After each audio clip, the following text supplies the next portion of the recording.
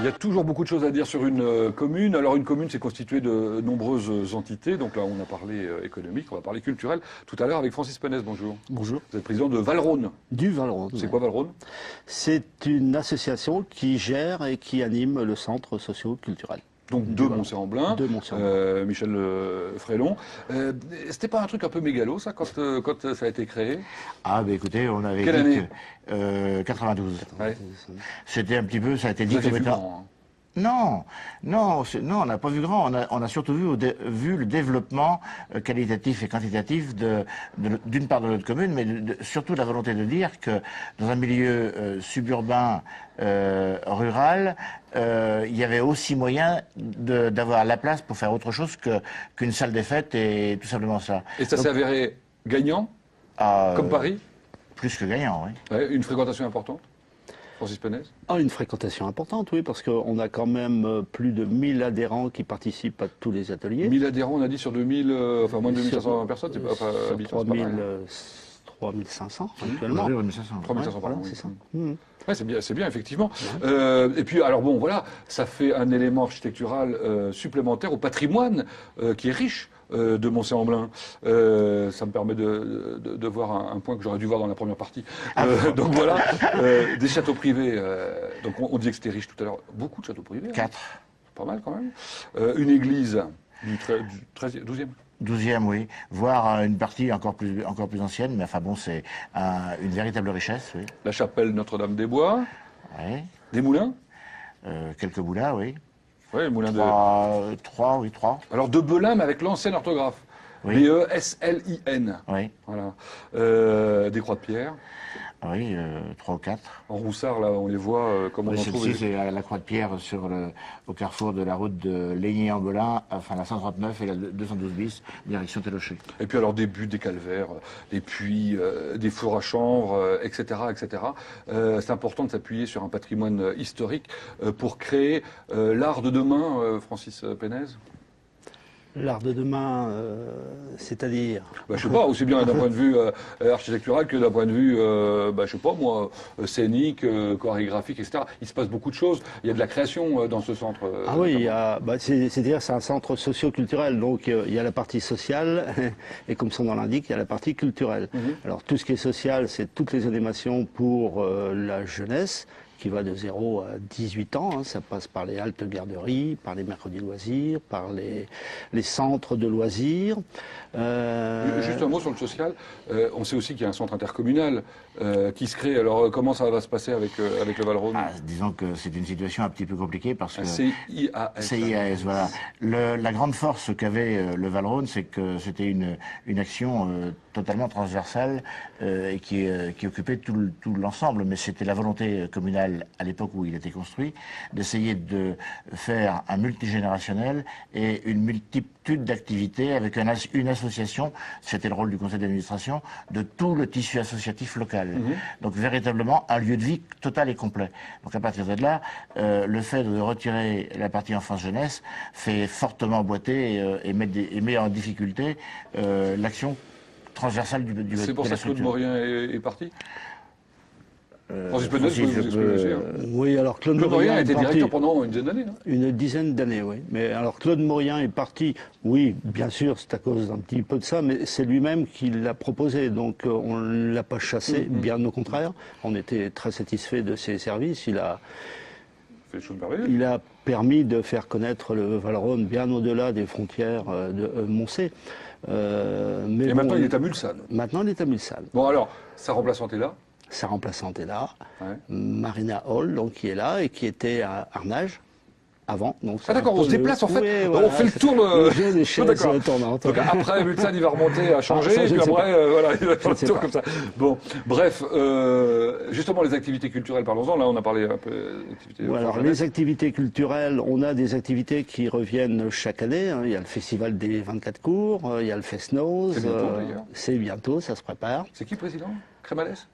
C'est Crémales cette année, oui. Ouais, c'est le monsieur qui fait secouez-moi dans la pub Orangina. Bah, il a joué dans Micmac, le dernier film de Jean-Pierre Jeunet. J'ai pas le droit de citer de marque, il paraît.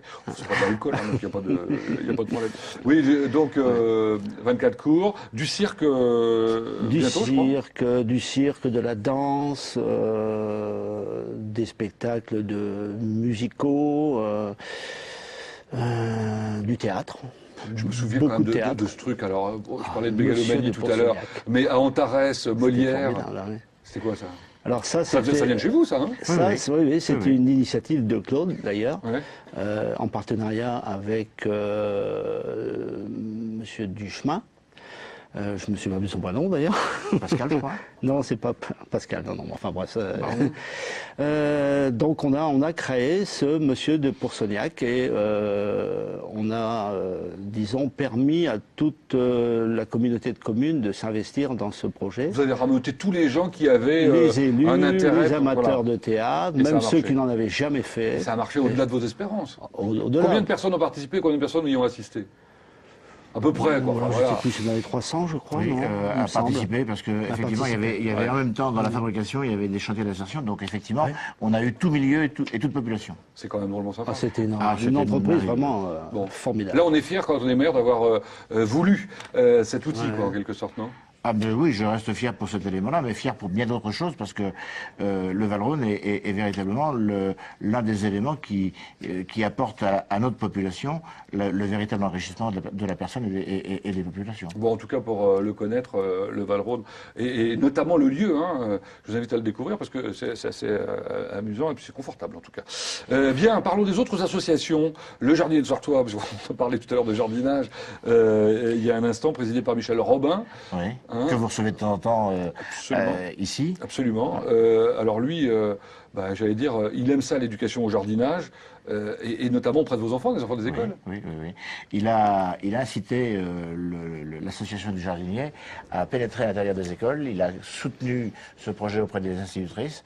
Et aujourd'hui, toutes les classes maternelles ont leur petit jardin, avec une visite dans des jardins privés de la commune. Et tout le monde apprécie. Il y a la semaine du goût en même temps. Et donc, Michel fait la soupe. Et les enfants qui n'aiment pas la soupe, au bout du compte, finissent par la goûter et trouvent qu'elle est bien meilleure que chez eux. Non, mais il faut leur dire qu'il faut manger de la soupe pour devenir et voilà. grand, c'est bien. Voilà. Bon. Et puis surtout, il a planté un pommier à la maternelle. Oui, voilà. oui. Bon, il sera au comice agricole, je le dis tout de suite, Saint-Bié cette année. C'est ça. Les 28 et 29 août. 3 ou 4 centres équestres, non?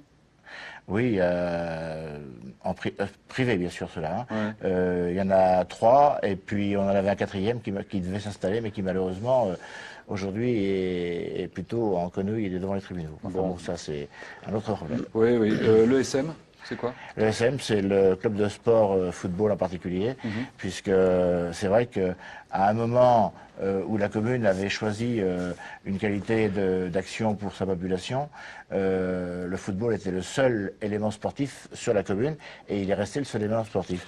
Aujourd'hui, il faut penser à d'autres, mais... On en sort des joueurs de L1 quand même, hein. James Fanchon, Par exemple. et vient de chez vous. Oui, tout à fait. Hein, c'est ça. Bon, On en a un autre qui aujourd'hui avance assez bien de ce côté-là et qui lui a quel âge, 13 ans je crois en ce moment. Comment il s'appelle? Bon, cherchez pas. Si, ça vous reviendra demain. Mexique. Oui, c'est pourtant pas compliqué ça, Bah effectivement. Vous parliez de centres équestres qui partaient en quenouille, hélas. Il y a d'autres entreprises qui connaissent des difficultés. On a découvert il y a peu de temps dans la presse que la société Stecma Alpha Concept fermait ses portes. C'était au rue des Acacias au Mans, mais aussi chez vous, hein, à Montferrand. C'était aussi chez nous. Donc là, sur le secteur de la zone de la Belle Étoile à la Rambourgère. Et c'était une entreprise qui avait, il y a encore quelques temps, qui tournait avec 80 salariés. Sous-traitant automobile, bon, il a pris plein fouet la crise. Quoi. La crise, oui, et puis surtout des sous-traitances extérieures qui ont été très difficiles à mettre en règle pour pouvoir payer correctement. 3 mots quand même pour tous ceux qui passent à Moncey, regrettent qu'il n'y ait plus de Shopee, qui s'appelait avant Champion, Stock, etc. Qu'est-ce qui va se passer sur ce lieu-là? Bien, écoutez, même si on considère que c'est une affaire privée et que la collectivité, le maire n'a rien véritablement à y voir, l'aspiration que j'en espère, c'est que rapidement on trouve un repreneur. Il y en a un certain nombre qui sont intéressés, qui sont intéressés.